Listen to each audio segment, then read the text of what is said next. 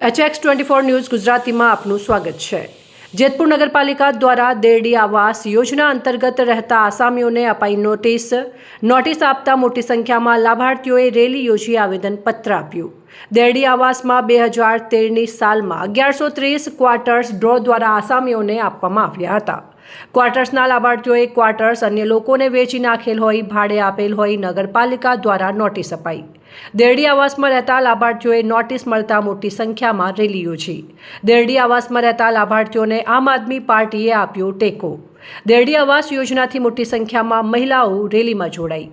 દેરડી આવાસમાં રહેતા મોટી સંખ્યાના લાભાર્થીઓએ રેલીમાં જોડાઈ નગરપાલિકા વિરુદ્ધ સૂત્રોચ્ચાર કર્યા।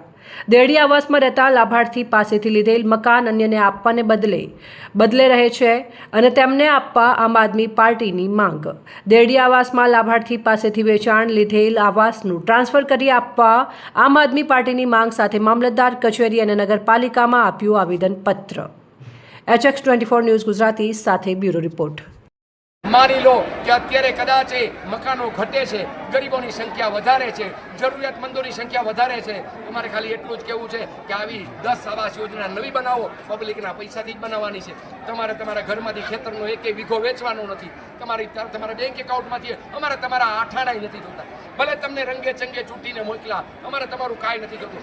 અમારા પૈસા છે, ટેક્સના નામે આપ્યા છે। અમે 62 પ્રકારનો ટેક્સ ભરી દઈએ। પાર્લેજીનું પેકેટ લ્યો તો પણ ટેક્સ આપી દઈએ। કોઈ એવી ચીજ નથી જેની ઉપર ટેક્સ ન હોય। કફન ઉપર ટેક્સ લેનારી સરકારને મારે કહેવું છે કે આવી 10 આવાસ યોજના બનાવો, જે ગામમાં જરૂર હોય ગરીબોને આપો, ખાલી કરાવવાનું રહેવાય।